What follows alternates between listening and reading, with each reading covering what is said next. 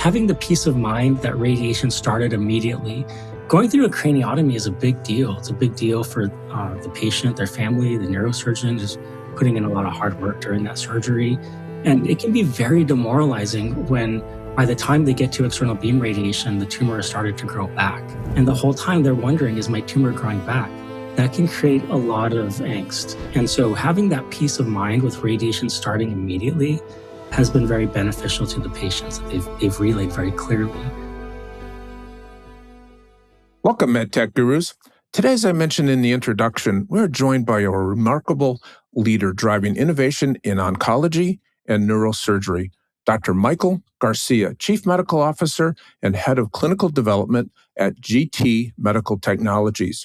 Dr. Garcia brings a dual perspective as both a physician innovator, or as a physician and innovator leading the clinical strategy behind GammaTile, an implantable bioabsorbable device that delivers radiation therapy directly inside the brain after tumor removal. This technology provides immediate, targeted radiation from the inside out, dramatically reducing the time between surgery and treatment, a window where cancer cells often regrow.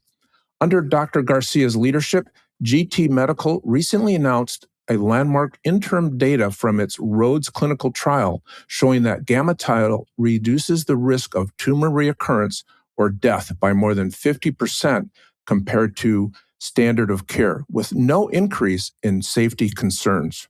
A physician by training and a passionate advocate for evidence-based innovation, Dr. Garcia is helping to redefine what's possible in brain tumor care, bridging the world of surgery, oncology, and medical technology to give patients renewed hope. Hey, Michael, are you ready to be our guru today? I'm thrilled and honored. Thank you so much for that kind introduction and for inviting me on your podcast. We're excited to have you. So tell us something fun or interesting about yourself or your family so we can get to know you a little better. Yeah, sure. Thank you. So I live in Phoenix, Arizona with my wife, Alana, and our 2 young kids. My home office also doubles as a Lego building room, as you may be able to see from the background. We've lived all over. We've lived in Boston, Silicon Valley, Houston. But I grew up in Santa Fe, New Mexico. I have a lot of hometown pride.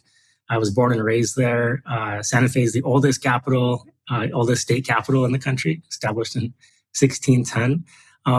And I have a lot of family there. And I grew up really close to my family and my extended family. And it was really at an early age that we were faced with cancer. My mom was diagnosed with cancer when I was 4 years old. And thankfully, it was an early stage and she was cured. But early on, I really admired and looked up to the doctors who took care of her. As a 4-year-old, I don't think I really understood what cancer was, but I understood what fear was. And I saw that in my mom and my family. And the doctors helped relieve that fear. And so I always looked up to them as heroes in that way. And then in high school, I was very close with 3 uncles. And unfortunately, they all developed tumors of different types. One of lung, unfortunately, he passed away. One of stomach, and he passed away. And then a brain tumor. So I've been faced with the ugly reality of cancer. And that really inspired me to pursue a career in oncology. Yeah, that totally understandable, and sorry for those challenges and the loss. But I have to ask you first of all about the kids. How old are the kids? My son is 7, and he's the avid Lego builder, and my daughter is 3 years old. Oh, yeah, it sounds like a very busy household and maybe a place you don't want to walk across in your bare feet, to be sure. Yeah, that's right. Landmines that are Legos. Yeah. So, Michael, as you kind of touched, you've worked across both clinical practice and medical technology. So I'm just curious, what inspired you to join GT Medical and lead the development of the GammaTile? Can you give us some insights there? Sure. I'm a brain tumor doctor, specifically a radiation oncologist. So radiation oncologist is a cancer doctor who specializes in the use of radiation to treat tumors. And treating patients with brain tumors has really showed me some of the limitations of some of the current technologies in taking care of patients with brain tumors that have to be removed surgically and then treated with radiation. And so when the company reached out, they were in the need of a chief medical officer because the company was growing and they didn't have a chief medical officer before, I really saw that GammaTile helps relieve some of those challenges and limitations of the current radiation technologies available. And so I jumped on that opportunity. So it was a great opportunity. Yeah, yeah, it makes sense, and it kind of ties in with that, what sounds like is your personal mission. Yeah, Yeah, so help us out, right, in the sense of, brain tumors, and as I did my research and mentioned in the introduction, the standard of care for brain tumors often includes surgery. Then the patient has to recover sometimes for weeks on end before they start into the radiation treatment, if I have all that correctly. So why is this delay so dangerous for patients? Can you give us a little background there?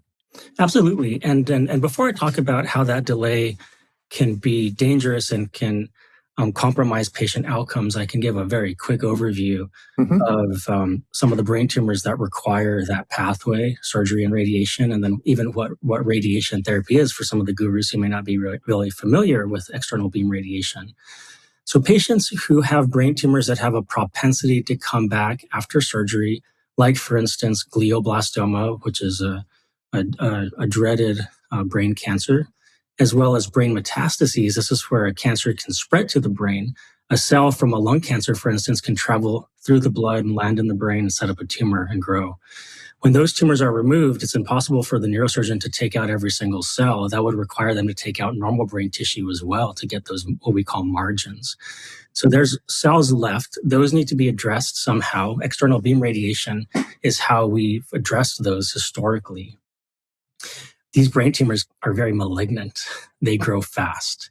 And when the patients have a big brain surgery, a craniotomy, the skull is drilled through, the skin is cut, when the tumor is removed, the skin needs to heal before the patient can get external beam, because the external beam radiation comes from a machine.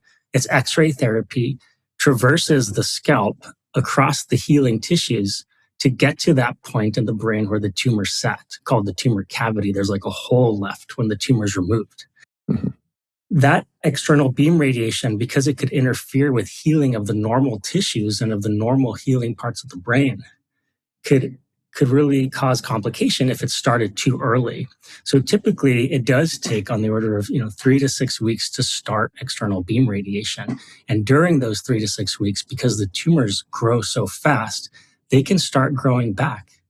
They can grow back and cause it to be more difficult to take care of with external beam radiation. So those few weeks is very critical.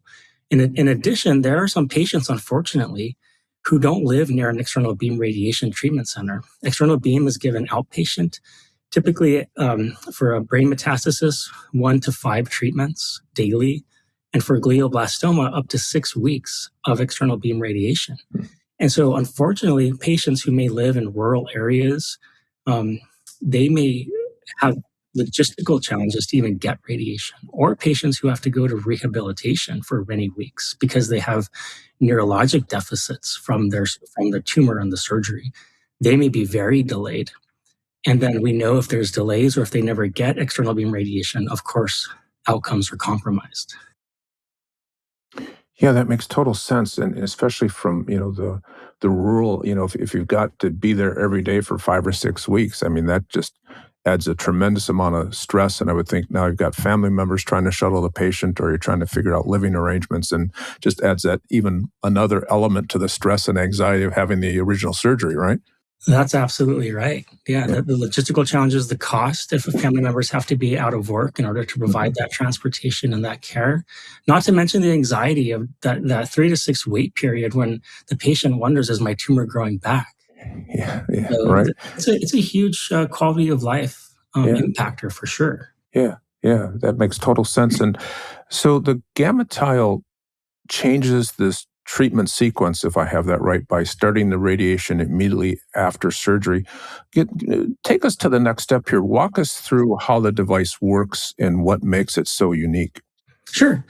So I talked about external beam radiation. That's where X-ray therapy is delivered from the outside in.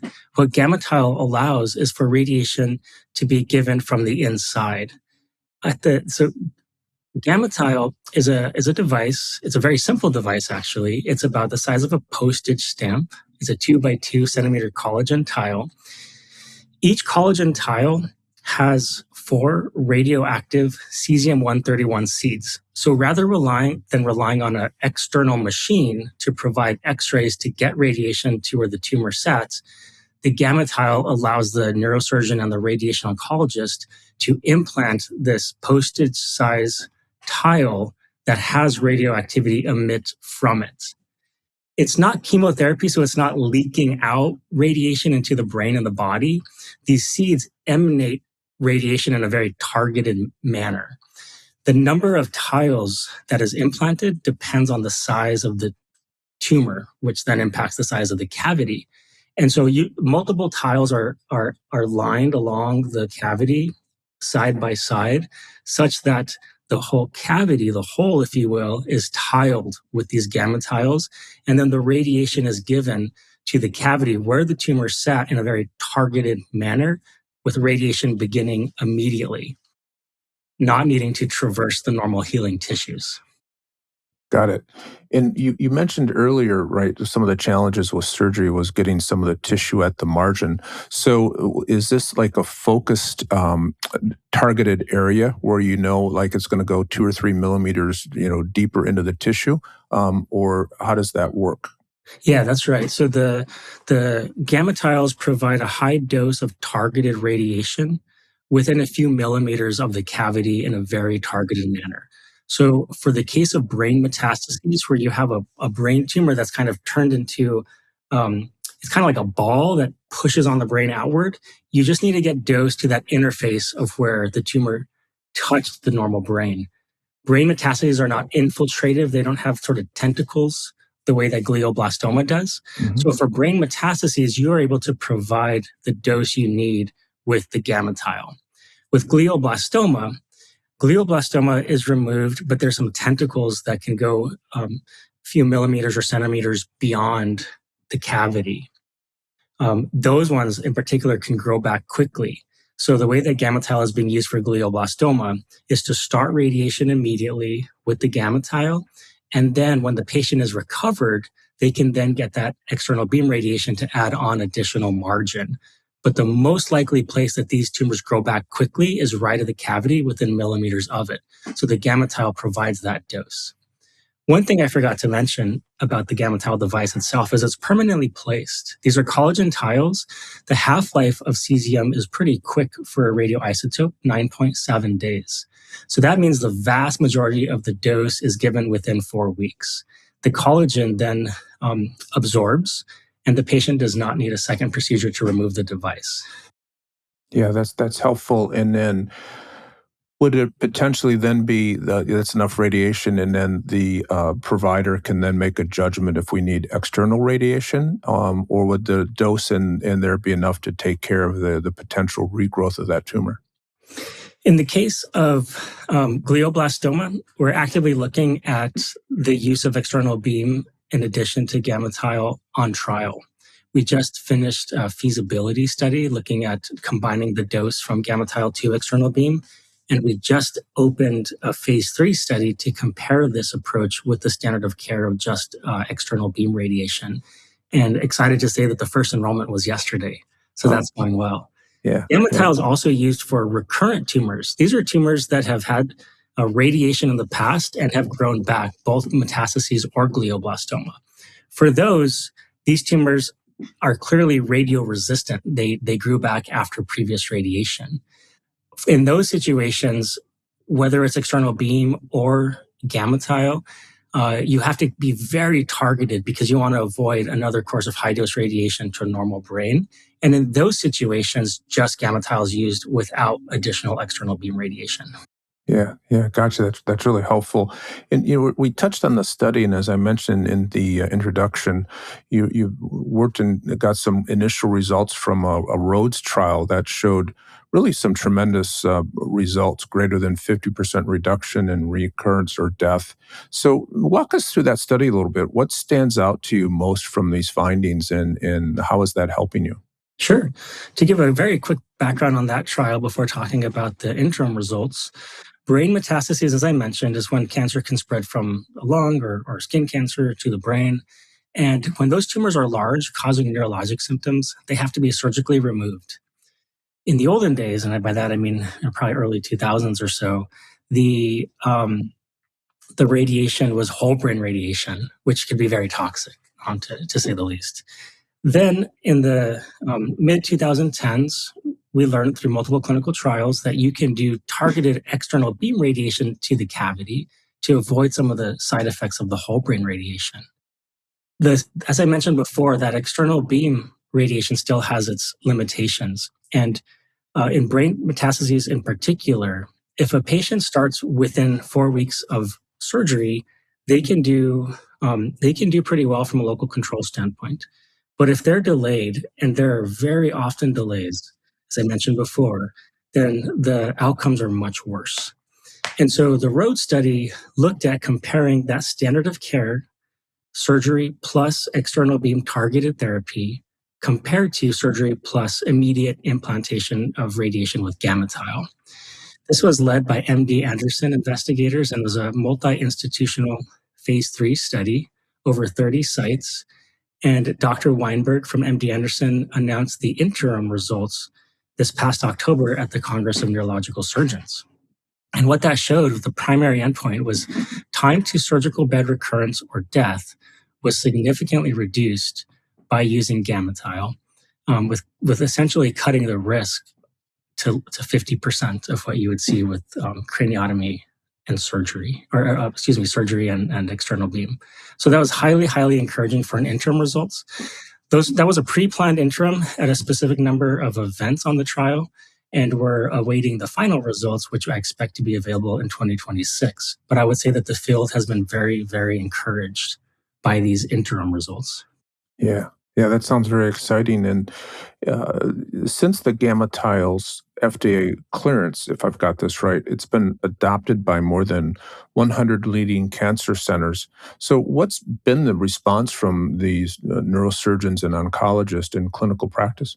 Yeah, I would say that there's, as is the case probably with all medical devices, there's early adopters and there's late adopters. Yeah. I would say that the early adopters have really seen early on the sort of intuitive benefits of being able to start radiation immediately in a targeted fashion.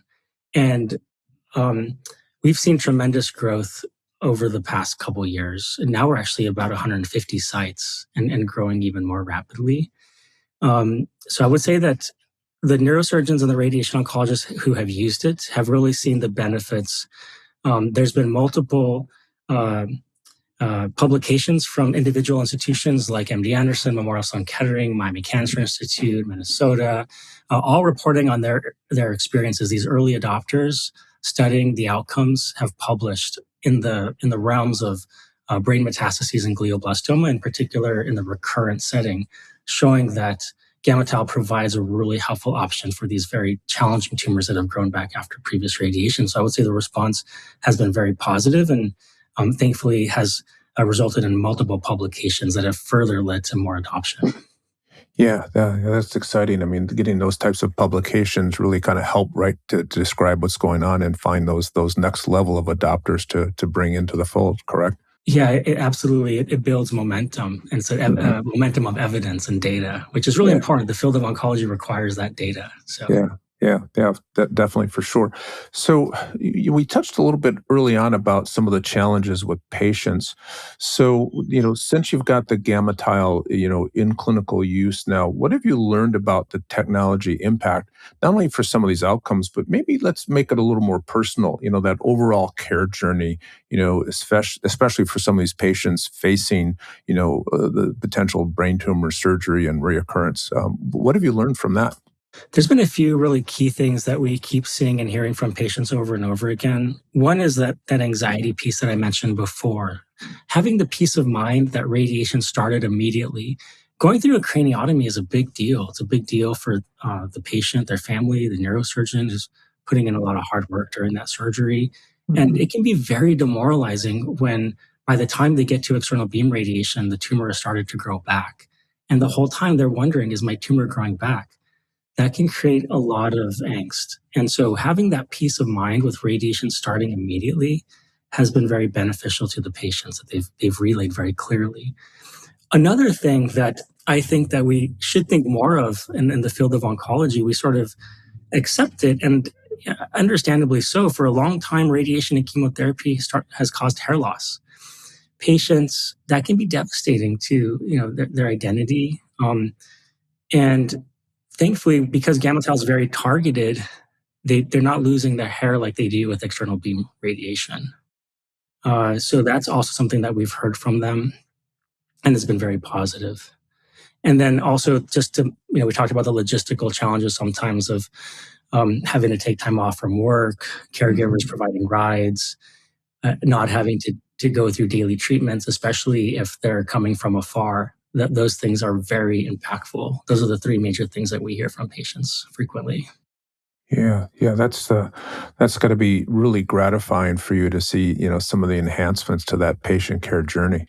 Yeah, it is. I mean, these patients, they often have a limited prognosis.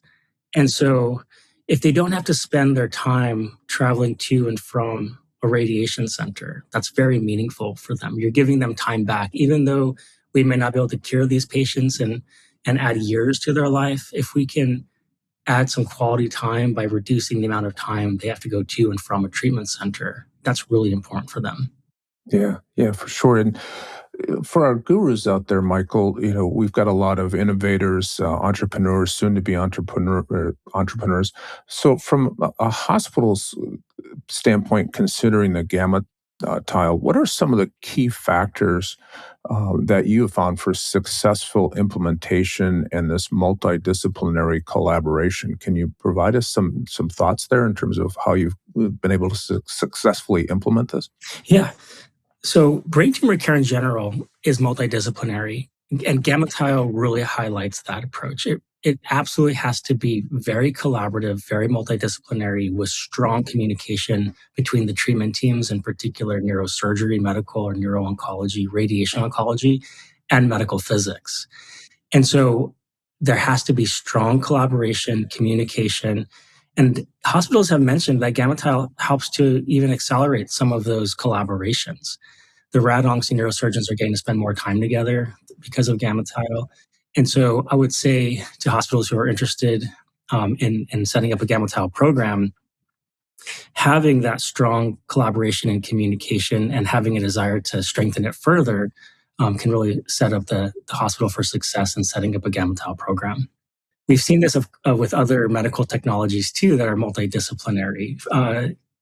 Part of many of the folks in our leadership team at GammaTile, they were at a company previously. They led a company, Barrigel, where urology and radiation oncology had to collaborate closely.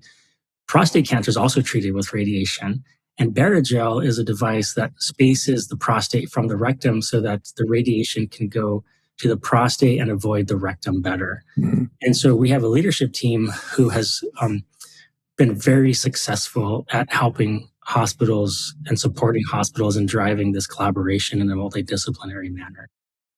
Yeah, nothing like that kind of experience, right? To come back and do it in a slightly different setting. Yeah, absolutely. Yeah. So I'm just kind of curious, right? As head of clinical development, right? Setting up clinical trials is difficult. Designing trials can be a challenge. How do you approach designing trials that meet both the regulatory rigor that you need and also reflect real world patient needs? Can you give us a quick overview of how you get that done? Because it seems rather daunting to me. We're very fortunate to have FDA clearance for any intracranial malignant neoplasm, or in other words, brain tumor, and any recurrent intracranial neoplasm. So under that umbrella include things like glioblastoma, brain metastases, recurrent meningioma. And all of our trials to date have been on label. So that makes things easier. And then in terms of designing trials that are going to solve problems, I'm fortunate to have a lot of experience, and I currently also work in clinic and taking care of patients and kind of understanding these clinical problems, but also working with key opinion leaders around the country that I can really trust to be candid and honest about some of these ideas. And then consulting them on the clinical development has been immensely helpful. So, for these clinical trials, understanding from patients, from outcomes, from the literature, what can we do better?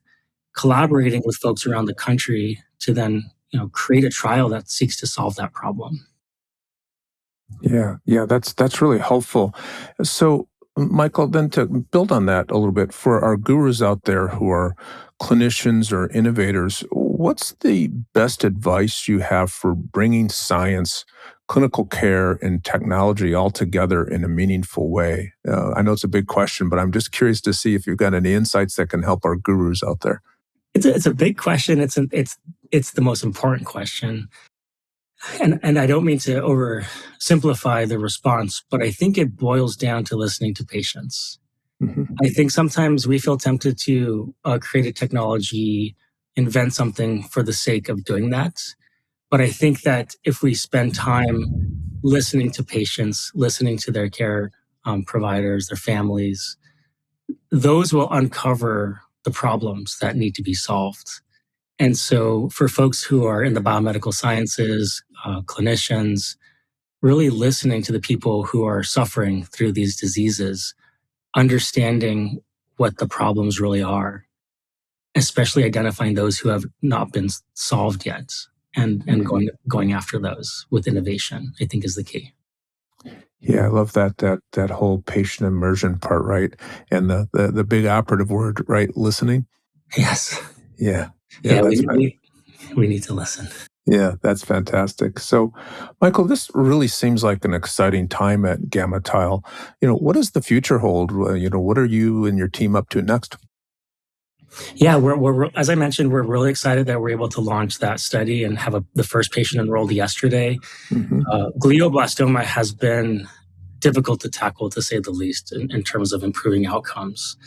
And so this phase 3 study, it aims to improve outcomes and specifically overall survival for patients with glioblastoma by asking the somewhat simple question, can starting radiation immediately improve outcomes? So we're putting a lot of support into this clinical trial.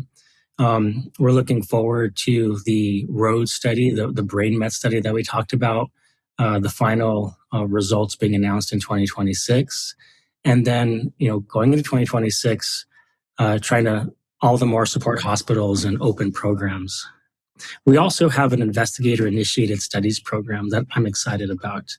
And this is for doctors around the country. By listening to their patients, they will bring problems to us that they think GammaTile can help solve. And so we have a program for them and for potential clinical trials that they can lead. And I look forward to hopefully some of those studies being developed in 2026 as well. Yeah, that's fantastic. So, Michael, first of all, I'd like to first just acknowledge and thank you for the time that it took to be our guru today. If somebody wants to learn more about GammaTile or connect with you or GT Medical Technologies, how do we do that? Is there a website or in LinkedIn? How do we learn more? Yeah, we have a website, GammaTile.com. For patients who are interested in learning more, or for providers who are healthcare professionals who are looking to learn more. There's a special part of the website for them, and that includes a portfolio of the clinical data that's been published to date. So GammaTile.com is a great website. I'm happy also, of course, for any direct communications. And my email is simply mike@gammatile.com. So feel free to reach out to me there or via LinkedIn too. Yeah, that's fantastic. So, Michael, once again, we really appreciate your time and insight. Thank you for everything that you provided and your thoughts for being our guru today. It was my pleasure, Tom. I really appreciate being able to be on your podcast. Thank you so much. Yeah, you bet. Thank you. Thank you for listening to MedTech Gurus. I am Sylvester Harris, your MC.